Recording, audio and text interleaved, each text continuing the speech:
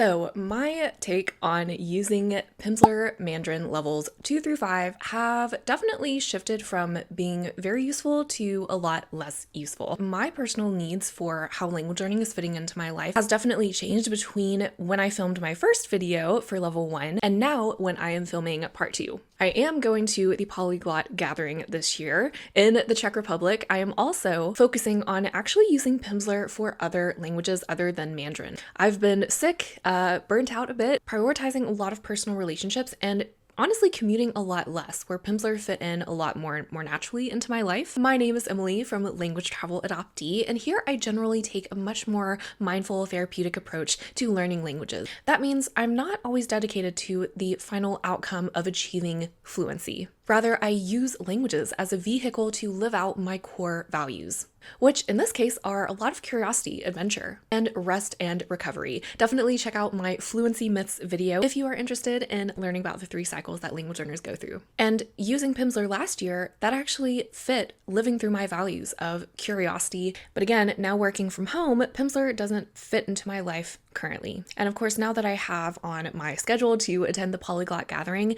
using Pimsleur only for Mandarin is not really on my top priorities anymore. Besides a shift in values and priorities, a few things turned me away from Pimsleur in my regular routine the further that I progressed with each level. So let's go over what exactly do you learn in each level, and you'll kind of see what I mean. For level 2, you learn things like asking, when did you arrive? Responding, she, he, I will stay a certain number of days, weeks, or months. Have you gone to is another good question. Do you like? I still haven't done something. And yesterday morning, tomorrow morning, all of those good time markers. More future and past tense usage in general is used in level 2. You'll also be able to learn how to say, I have a lot of work. I have a friend coming over. Do you know him or her? Why do you ask? At what time? And then you still get to practice and reinforce the numbers that you were learning in level 1. We get to learn how to say business trip, as well as this week, next week, and last week.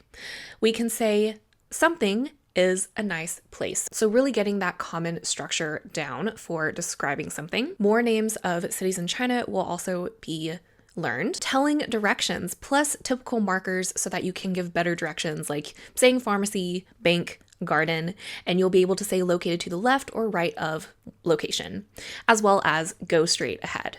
More practice with numbers greater than 100, because in this case, you're going to practice role-playing exchanging money, days of the week, as well as learning how to say often, sometimes, and not often.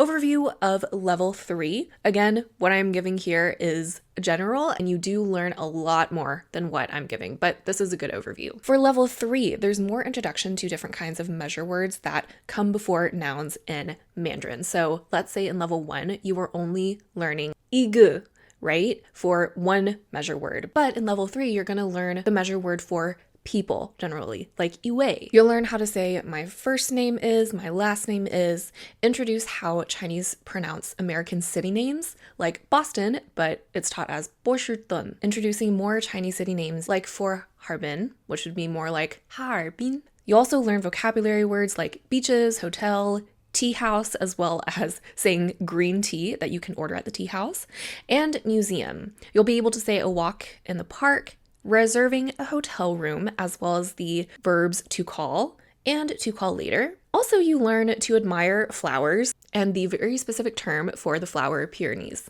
You'll also learn how to say use a credit card, how to give a credit card number. You'll talk about weather, really cold, hot, it rains, and it snows. You'll be able to use modest responses to compliments like your Chinese is really good.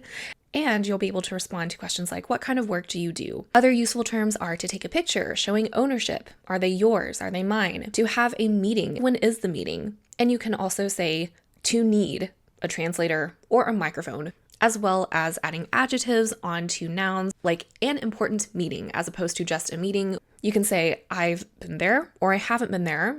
You can use different adjectives like beautiful and famous. You'll also learn more commands and expressions like welcome, show me, and wonderful. You can also express I'm hungry, I'm thirsty, I go to work at this time, and the very outdated term traveler's checks. Overview of levels 4 through 5. You'll review how long is your colleague, you, she, he staying. You can also say, I reserved a room with a view of the river, very detailed.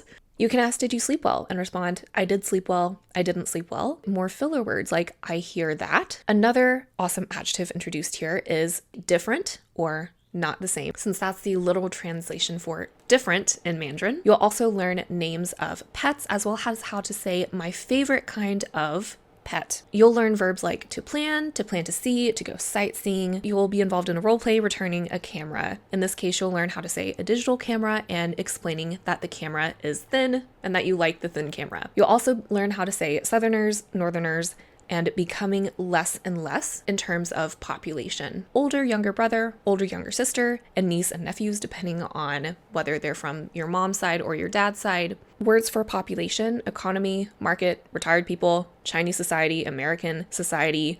You learn interesting phrases like to do morning calisthenics, to dance on street corners specifically. You'll learn air quality, including phrases of how to say, the more cars there are, the less fresh the air is. It will affect air quality. The air quality is very good. Can I ask, how did we get from saying, let's go sightseeing and I have a dog, to America is a market economy and the retired people dance on street corners for the sake of exercise and fun, plus the Chinese market is getting bigger and bigger? Some of the vocab that I felt was not necessary for me, being a complete beginner, like I don't even know how to read and write yet in Mandarin, but describing such specific things, I'm guessing they have a lot to do with Chinese culture, like doing morning calisthenics, or maybe retired people do dance a lot on street corners in China. I have no idea. You guys let me know in the comments if that is actually true, if you've been to China before and seen that. And because this course is made for business people, I'm guessing that that's why the vocabulary is so specific at points. Don't get me wrong, there is a lot of value in learning how to say phrases from some of these like stranger sentences, such as saying the more and more, the less and less. Population is a really good vocab word to learn for the sake of exercise and fun, but it does feel a little bit strange to just learn that phrase from the get-go when I am definitely not even capable of talking more about ordering at a restaurant, for example. And this is really the shift of where I found Pimsleur losing interest personally for me. Levels 1 through 3 were super helpful, and then level 4, probably around lesson 10, started to be a lot more heavy in content and a lot less in review of level 4 content especially. By the way, if you are enjoying this video, let me know by giving a like. If you are interested in trying Pimsleur yourself, I do have my link down below in the comments where you can start a free 7-day trial with them to see how it all works for you. As I talked last year about wanting to shift away from Pimsleur to study Mandarin specifically through it, there have been people that have said, well, it's unfair that you expect one resource to be the one and only thing you learn from, right? Because the creators are making this assuming that it's only going to be a supplemental resource. And I agree to a certain point, but when there is such an advanced jump in material and what you're expected to memorize, it does get very demotivating to just keep on going in levels 4 through 5. In fact, I didn't even finish level 5. Even if I were doing outside study to supplement what I was learning in Pimsleur, I definitely wouldn't be expected to talk about the economy and decrease in population. I wouldn't even probably touch on those topics until I was at an intermediate level. Also, my goal at the time of using Pimsleur was just keeping everything super simple, not caring about reading, writing, or even reaching fluency, just to dip my toes in and see if I actually like using it. Given my background being a heritage language learner of Mandarin and having a lot of complicated emotions with the language in general. So I wanted to keep it safe for me and just use something that I knew I could rely on every single day. Of course, now that I've seen more momentum using levels 1 through 3 for Pimsleur, now this year I do feel more empowered to take a step outside of just using Pimsleur. Again, there is some really good vocabulary included in level 4 that's useful for levels A1 to A2 complete beginners, but they do blend too much upper intermediate vocabulary, in my opinion, with less review between each lesson. So here is my result actually speaking some Mandarin for you guys when I was at level 3. 好，我叫 Emily， 您叫什么名字？我现在在酒店。今天我去，我去了相见，然后我买了一点儿东西，我买了给我的朋友一点儿东西，我吃了早饭。That's the thing with Pimsleur is that you are so used to being guided by the questions that they give you. You're used to saying the exact same thing and hearing the voice say one idea or one question the exact same way, so it's a little bit hard to come up. 我的女儿上中学，今天下午我想去观光。我的房间里有一个房卡，我的女儿什么好？买什么好？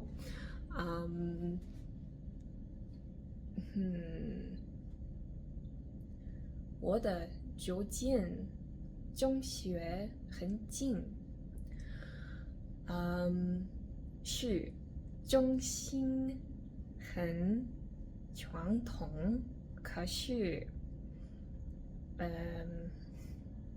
我的邮件很现代化。明年见。Now, even though I am saying that Pimsleur got less effective as I went on, I want to emphasize it is still super, super helpful, especially levels 1 through 3, because after I started to lose interest in Pimsleur, let me get it.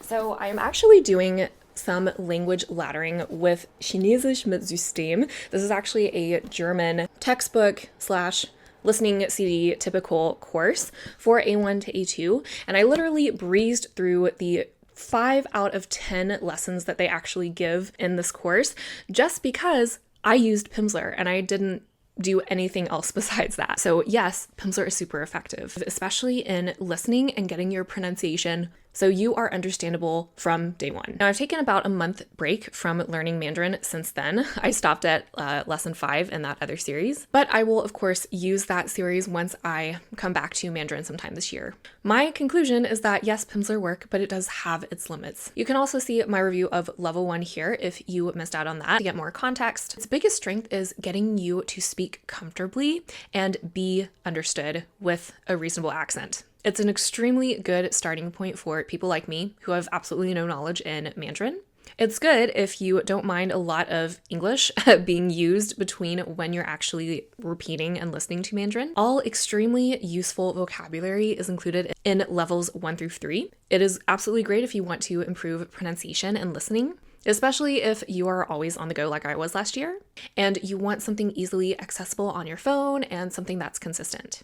There are some outdated scenarios and vocabulary, though generally the vocabulary can still be useful. Now, it can become boring depending on what kind of learner you are, because each lesson is about 30 minutes and organized in listen to this dialogue between 2 native speakers, and then you keep on repeating and shadowing for 30 minutes consistently every day. The good thing is the app does include gamified flashcards, a voice coach, etc. when you do get their premium version.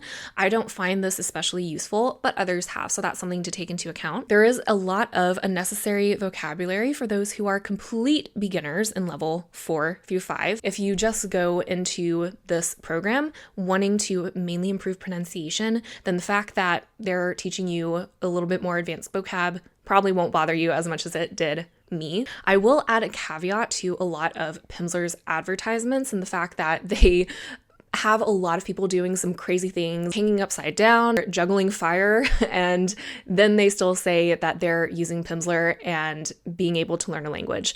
I cannot do any Pimsleur unless I am driving or sitting still. Like I really cannot even do chores. I cannot do any sort of cooking even, because that'll take a lot of concentration away from Pimsleur. I can do a lot of that kind of multitasking. I could probably even juggle something while listening to Brazilian Portuguese Portuguese in Pimsleur because I'm already fluent in other languages that are similar to the language family that Brazilian Portuguese is from.